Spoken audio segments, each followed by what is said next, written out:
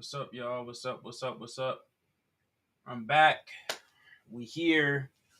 We not playing no games today. I'm streaming everywhere right now. Streaming on Instagram. Streaming on. There we go. Talking to the team. Streaming on YouTube and Facebook all at the same time. What's up? What's up? What's up? Yo, we got something special for y'all today. I got something special. I want to go over a specific topic that you all 100% know about 9 times out of 10, right? And that is the Rockefellers, right? You hear about the Rockefellers so often, but do you honestly know why they're that important? How their name became omnipresent? What specific process that they went through in order to get their name to that point? Okay, so I'm gonna go ahead and discuss it.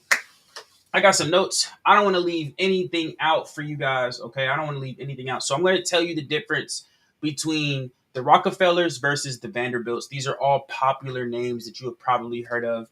And I got notes here to make sure that I don't miss a lick of information. Okay. So look, the question is, what do you want your life to become? Okay.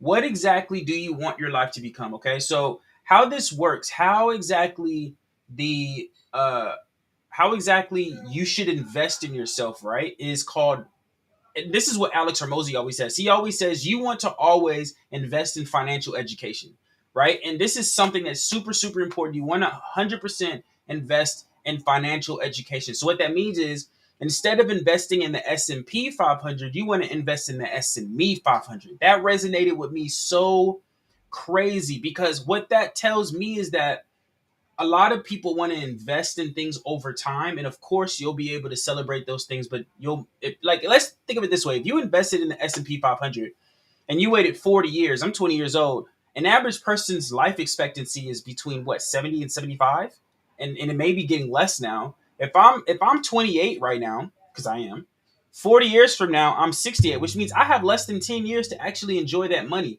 The reason why is because you can't even withdraw out of a Roth IRA, anything out of an S&P 500 until you're 59 and a half years old.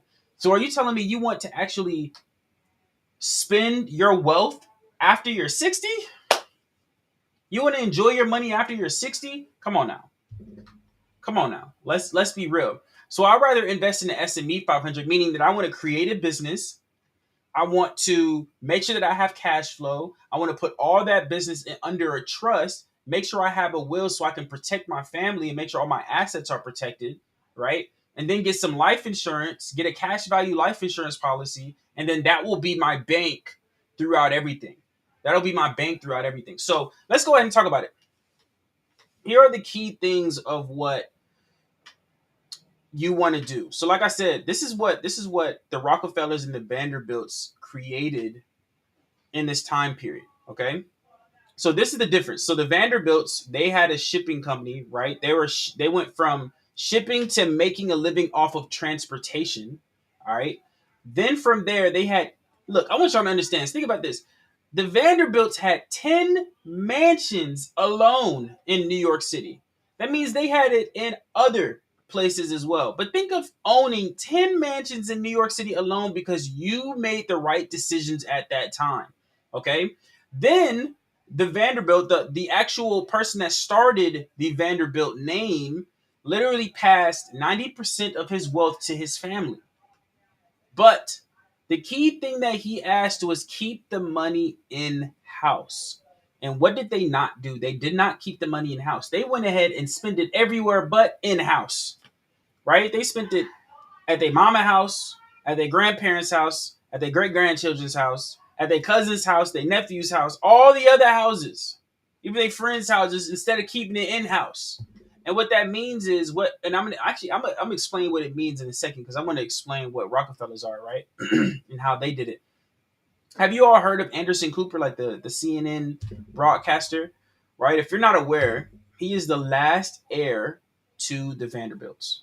Okay, and originally, before that specific role that he got, he couldn't even get a job really because of the reputation that the Vanderbilts had. One, two, because of the fact that he no longer had money. I think it's on the sixth or seventh generation from the Vanderbilts. Every generation, the Vanderbilts had less and less money, less and less income. Every single generation. So picture having, and I believe they had an accumulation, as if I want to say, of around, and I could be wrong. I probably got to do more information. I want to say between 200 or 500 million, 200 to 500 million. But the thing is, let's say, for example, it was 500 million. The next generation, it was like 200 million. The next generation, it was like 50 million. The next generation, it was like 20 million. The generation after that was like 10 million. The generation after that was like five. Then you had like two, and then you had like one. And then this is where Anderson Cooper comes in, right? So their wealth is completely decreased because they did not house their income, their specific uh and I want you all to share this live with five people too. Definitely share this live with five people. I want to spread the love. But what happened was is they did not keep the money in house. Okay, so this is what the Rockefellers did. This is why Rockefellers is so many generations deep. Like they're like the top wealthiest families in the world, right? So so what they did is and this is a key thing. Like if you own this, you really wealthy. Okay, they owned oil. They had an oil company. It was called Standard Oil Company, right? And when the founder of Rockefeller started, right, the founder of the actual generation started, they were worth over $250 million back then. So if you're not aware, currently now that's about 600 billion. 600 billion is what this is worth now, right? And the difference between what the Vanderbilts did and what the Rockefellers did is they kept the money in house. They kept the money in house. Okay. So what that means is you have the cash value life insurance, you have the trust, and you have the will. Let's say you just have those three things. Of course, you have the business. Let's include the business in there. So those four things, right? Those four things, if you have those things, just because you have those four commodities doesn't mean that you will become successful, aka how and why the Vanderbilts did not become as successful as they predicted or as the Vanderbilt had predicted. And so what happened is if you have those four things, but you recycle them throughout each other, so meaning that this is the strategy, right? This is the strategy. You have a a life insurance policy, and then you have your descendants, your heirs, right? So what happens is your descendants will come up to your trust with your life insurance policy as the beneficiary and will say, hey, I would like to use $100 million and use it for a business endeavor. But within that trust, you have to have certain rules in place, meaning that you can't just ask for 100 million and they're not, because they're not just going to give it to you. Keep dropping that knowledge. Love them historical fact. Appreciate you, bro. Appreciate you. You can't just expect them to just give you 100 million. Like that's not going to happen. So what you have to do is the trust is going to have mandatory requirements. So what that means is you have to be at least 18 years older, or you could set whatever you want it to be. Like this isn't something that this isn't a, you have to have it this way, you have to have it that way. A trust in a will is whatever you want it to be. You make the decision as the person who's creating the trust, okay? And creating the will. So I'm just giving the hypothetical specific scenario, right? So let's say I'm the person, I pass away, God forbid, knocked on wood, and then I went ahead and wrote a will, got my trust in order, and then from there, I have, let's say, 400 million in the account. And my heirs said, you know what? I want to borrow 100 million. Well, my requirements are you have to be at least 21 years or older. You have to at least go to college. You have to have had at least 2 to 3 years of business experience. Your expenses have to be at least a third of your income. And then you have to make sure that you have good financial knowledge, right? Which means you're able to make good business decisions, which means you have to go through education in order to get those good business decisions. So in those type of scenarios, right? These are just hypotheticals. These are examples. You can use them, you cannot use them, whatever, right? But let's say you use those specific two things, right? Or five things, excuse me. If you use those five things, they have to meet those requirements in order to even get that 100 million. So if they do not meet the requirements, then they can't get the money. And that's the key thing. And let's say they do. Let's say they do meet those requirements. This is where the strategy comes in. If they borrow 100 million from your trust, borrow against 100 million. There's a difference from just borrowing and borrowing against, right? Borrowing is, hey, can I get this? Sure, here you go. You just got to pay it back, and then with interest, blah blah blah blah blah. Right? Borrowing against is, this is originally already your money. I'm just taking it out as a loan and I'm paying it back with interest. But the key thing is, let's say when I borrowed it, it was at 50 million, right? Let's say I used 100 million, let's say for about 365 days, which is 1 year. That 50 million by that year is up because of the market moving and it's always going up. That 50 million is now turned to 75 million, hypothetically, right? So when I pay my 100 million back, I now have an additional 25 million in the bank on top of the money that I'm adding back to my bank account. If it's a traditional loan, there is no additional interest or additional any uh capital gains from you borrowing that money. So this is the key thing, is that now you have actual capital gains on top of it. And this also depends on the type of insurance policy that you have.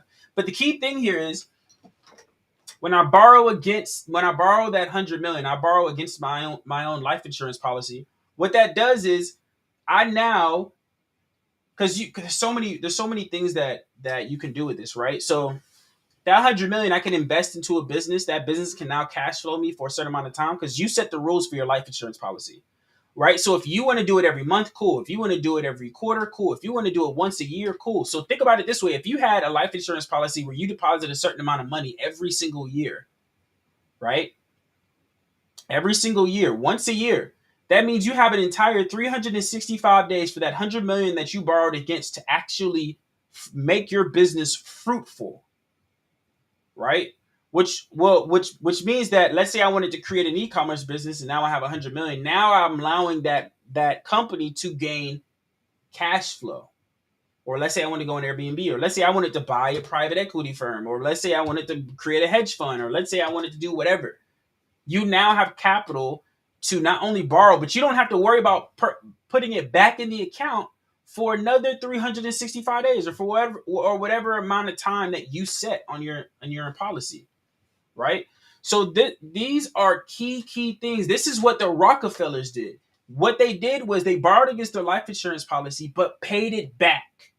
What the Vanderbilts did not do is they borrowed against. This is what the Vanderbilts did. They borrowed against their life insurance policy and never paid it back. So this is what happens when you never pay it back. If you never pay your policy back, it is now counted as income. So if I withdrew or borrowed against $100 million from my life insurance policy, I am now, that 100 million is now counted as my income. So if, let's say I was making 70K a year before I borrowed that 100 million, now it is 100,070,000. So now I have to pay more taxes. Picture paying a third of something that you do not have because you didn't pay it back. So now, what's a third of 100 million? 30 million? And sometimes it could be more. That's just personal. What if you created a business? Now there's taxes on business. There's personal taxes and business taxes, y'all. So if the person is borrowing 100 million, now they have to pay. Let's say the company generated 10 million. They have to pay 3 million. Then your personal, if you never paid it back, you now have to pay 30 million. That's 33 million that you now have to pay back to the IRS because you decided not to put the money back into your trust. And what that does is, long term, you're affecting your heirs. Your heirs also need capital in order to flourish. Right? So when you borrow against your trust, you always want to pay it back. So you are recycling the money. You are always having money. You are now becoming your own bank. Now you don't need a Wells Fargo.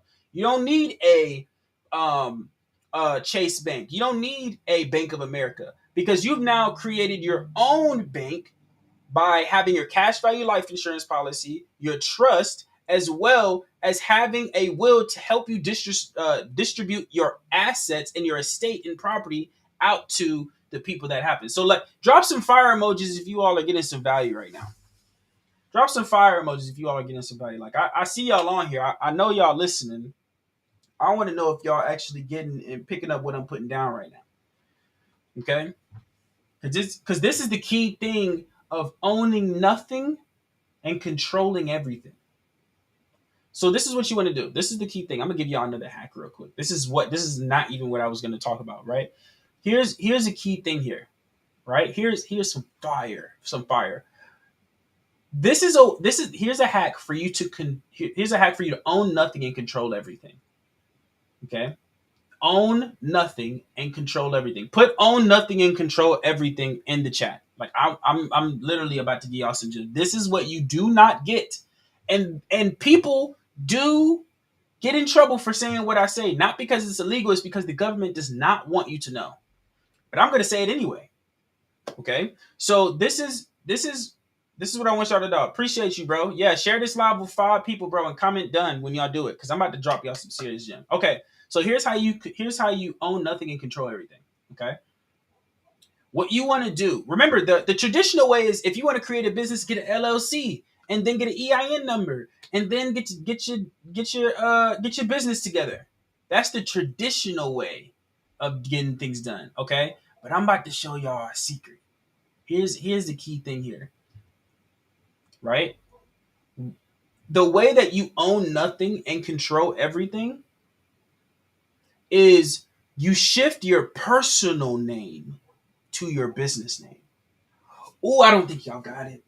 I don't think I just got what I said. I don't think I got what I said. Okay, so let's say you go to court and the court says, "Hey, is this we're going to go with me. Is this Marcus Turner?" No, I'm not. I'm the beneficiary of Marcus Turner. I'm not Marcus Turner. What that means is I am no longer this is where you get to straw man and consumer law and all of this other thing. So this is when you go to court, right? A lot of people like to break down how should I say this? Let me start from the beginning on this. When you're born with a couple things. You're born with the birth certificate, you're born with the social security number, and you're born with the straw man. These are 3 things that you're born with, right? A straw man is where is technically is where you're connected to your social security. So what this means is, and I'm gonna get my book. Where my book at? Because I want to give y'all some factual information real quick. Here we go. Here we go. I'm gonna give y'all some factual information real quick. I just realized this mic wasn't on. It's all good. We're gonna run through it. Okay. What is a straw man? Oh, I'm about to give y'all some value. A straw man is a fictitious legal entity created with the hope that as the child grows up, he will be fooled. Y'all, anybody can buy this book. Anybody can buy this book. It is called Meet Your Straw Man. Okay. Here we go. Let me read it again. A straw man is a fictitious legal entity created with the hope that as the child grows up, he will be fooled into believing that he is actually the straw man, which he most definitely is not, and pay all sorts of imagery, costs, liabilities, which get attached to the straw man by con artists. So what this means is you do have a straw man, but what the government wants you to believe is that you do not have a straw man, which means any legal actions against your personal credit is illegal. That's what it means. Oh, that's a throwback, bro. Vincent Gallard, I appreciate you. So what this means is, and oh man, I'm about to give y'all some sauce real quick. Okay, so this is what it means. When like, what is your credit connected to? Like, what is your credit connected to? Your credit is connected to your social security, which means that any decisions that you make, which means you decide what goes on your credit report. We about to get real deep into this. Right? This means anything you make the decision on what appears on your credit report. Yo, share this live with 5 people because I'm about to go crazy right now. And this is going to relate to shifting your name to the business. Okay. And how this will relate. Okay. So if you know that you make the decision on what appears on your credit report, that means anything that is this is permissible purpose, right? I can't remember the exact US code. I want to say 1681B, and I'm not going to get too much into what that is, but the key thing, this is a law, public law that you can look up. Look up US code, okay? And look up credit reporting in the US code. Okay, I think it's chapter 8 US code 1681B, something around there, right? If you look up this specific code, it means permissible purpose, which means you have to have permission to report anything on my credit report, which the permission is from me, which means you cannot post anything on my credit report without my permission. That's what that means. That's exactly what that means. Right? So if they do, this is why you got to get out of personal. This relates to everything that I'm saying. This is why you have to get out of personal. Because when you go to court, they're going to try to attack your personal, which means you, the actual person, right? The person, the human being, they're going to attack you. So what I need you all to do is create an LLC with your name on it, your first and last name. And there's a whole process. If you want to learn more on how to exactly to shift you to a business, so you no longer you're even touched on the personal side, and you own nothing and control everything, DM me the word own, OWN, and I set you up. Right. So what you want to do is create an LLC with your name on it. Okay. And there are certain documents that you need. You still get your EIN. This is the key thing. Oh, I'm about to give y'all some sauce. This is what people pay for. Okay. So when a policeman pulls you over, it's the thing. They're going to ask for your license and registration. If you've already shifted your personal to your business, which means you've created an LLC with your first and last name on it, you're thinking, well, I need a EIN number. You do. You need a business EIN number. But this means that you are no longer a citizen of the United States. Okay. Oh, I'm about to give y'all some sauce. Oh, man. I'm about to give y'all some sauce. This is what people pay for, y'all. Can you do it from Nigeria? You can do this from, I'm pretty sure you could do this anywhere. I'm not familiar with Nigeria, but they have their own laws. So, and I'm pretty sure you can create a business in Nigeria. So I'm quite confident that you can do this in Nigeria. I don't know, but possibly, right? I would probably do research in Nigeria to find out like what place you go to get an LLC. And maybe it's called something different in Nigeria, but you no matter what, you're born with these three things: birth certificate, social security, straw man. So no matter where you are. So you should be able to. But excuse me. But the key thing here, right? Oh man, I'm about to give y'all some serious. When you shift your personal to business, you are no longer a citizen of wherever you're at. Do you include your middle name too when creating the LLC? No, just your first and last name. Just your first and last name, right? So when you shift everything to your LLC, you still have your personal social security number. And that's going to mess you up. Because when a police officer comes to you, so what we're doing here is not when you give a social security number to anybody, you are telling them, yes, this is me. I admit everything under my personal name. Share this live with 5 people. I'm telling y'all, I'm giving y'all this sauce today. These are things that I was not expecting. I'm at 8:30 right now here in Kuwait, deployed right now. Got formation at 5 a.m. and I'm here for the knowledge. Would it be better to start your LLC in an LLC anonymous state? You can do a foreign entity. You can. You can do foreign entities. So this may help with you, the person that's from Nigeria, right? So you can create a foreign entity in a whole different place. I'm not sure how it goes in other countries, but if you're from the United States, you could still do that. Yes. So you would just create an LLC in another location. You would get a business address. We don't even have Social Security in Nigeria. So that's what I'm saying. It might not be called a Social Security, right? It may be called something else. But like I said, I'm not an expert in Nigeria laws. So take everything I'm saying with Nigeria with a grain of salt, right? But the key thing here is you most likely can do a foreign entity. Or here's a hack: partner with somebody that's from the United States and use theirs. Just kill that. Just use theirs. Okay. But the key thing here is when you are shifting your personal to business, you want to now become a sovereign of whatever country that you're in. You are now a sovereign. You're no longer a citizen, you are a sovereign because you're no longer a person in the eyes of the United States, right?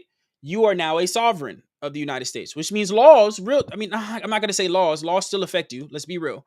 But like you're not a citizen, which means you own nothing but control everything. So that means you shifted everything over to the business.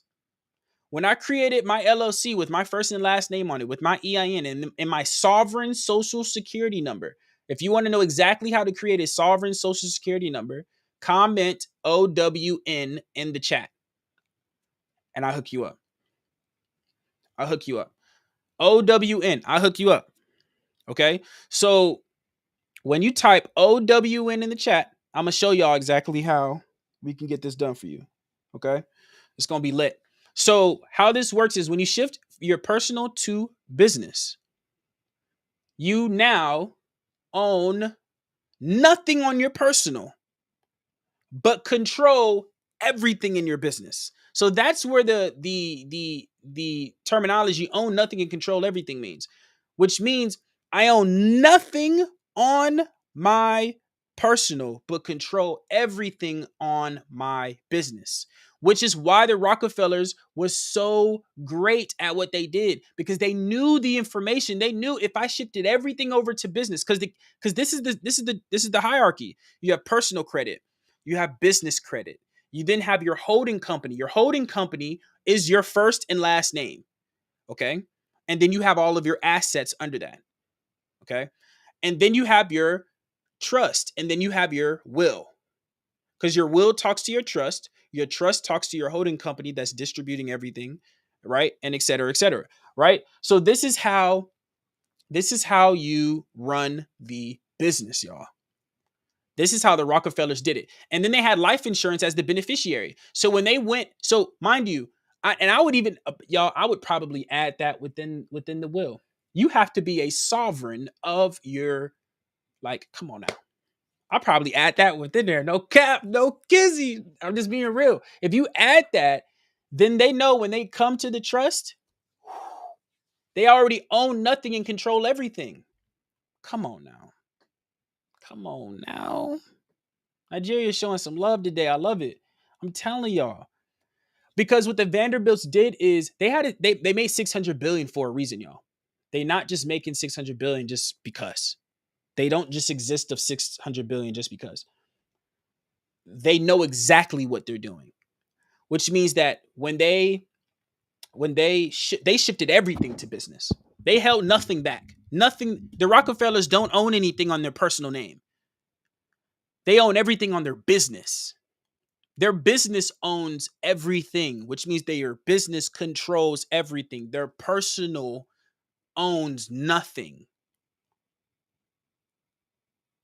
Like, I'm giving y'all some value today, y'all. I'm giving y'all some value. This is how you become the top 10 wealthiest family in the country. I'm telling you. This is how you do that. This is how you do that. This is how you do that. Like, let me know. Y'all getting some value right now? Like I want to know if y'all want to learn, like I said, if y'all want to learn more information on how to own nothing and control everything, drop and comment the word OWN, own. Drop the word own in the chat. I'm going to give y'all the sauce. I'm going to give you everything. I'm being real. I'm going to give you everything. Right? And guess what? What I'm going to give you is free. It's free. It costs you nothing. It costs you nothing. to learn the information that I'm about to give you. If you want to become the top 1%, just like the Rockefellers, because the Vanderbilts, like I said, if you look up Anderson Cooper, you will know that he is the last heir of the Vanderbilts. You can look it up. He's the last heir. His name isn't even Vanderbilt anymore. It's Cooper. Like I'm pretty sure whatever that was in the will said that you had to have the last name Vanderbilt. You mean you don't really need to, but I'm just being real. Like if you want to learn for free on how exactly to own nothing, control everything, and become the top 1% of your family and of your name, right? Then comment the word own. I'm gonna show y'all everything I know. It costs you nothing to learn the information. It costs you nothing. I'm literally gonna show you everything I know. I promise you. I appreciate y'all for tuning in. I'm about to hit the gym. Okay. The gym about to be nice today. I already hooped today. It's about to be crazy. But I appreciate y'all. Hopefully you got some value. Y'all keep liking, y'all keep sharing, I'm about to drop more content like this. I'm going live every day at 5 p.m. Monday through Friday. So tune in every day, Monday through Friday at 5 p.m. I'm giving y'all new information. So tomorrow, I'm letting you know. I'm gonna give you a sneak peek right now. Tomorrow, we talking about Jimi Hendrix. Jimi Hendrix didn't have no will. Okay? That man ain't had no will. So I'm gonna break down exactly why Jimi Hendrix didn't have no will. And then I'm gonna show you, I believe, what is it? I wanna break it down. Is it this one? Nah, Friday. Y'all tune in Friday, because Friday, I'm gonna literally show you how to create and write a will from scratch. I'm gonna show you how to write and create a will from scratch. I'm gonna give you all my template on how to write a will. Now, mind you, I am not an attorney. This is not what I do. I'm not an attorney. I would highly suggest after you get this, you go to an attorney afterwards. But as long as you have a template to work with, because most people just be like, "Yo, where do I start in adding a will?" You feel what I'm saying? Like, how do I start a will? How like what assets do I like? What is it? What is it like? I'm gonna break that down this week, today, Thursday, Friday. I'm giving y'all the sauce, y'all. I'm giving it all to you. It's just no way I can't not give you the sauce, bro. You see what I'm saying? So I appreciate y'all. I'm gonna tune in on the next one. I'll see you all tomorrow at 5 p.m. 5 p.m. Eastern every single day, Monday through Friday. And I got y'all. See y'all on the flip side. Peace.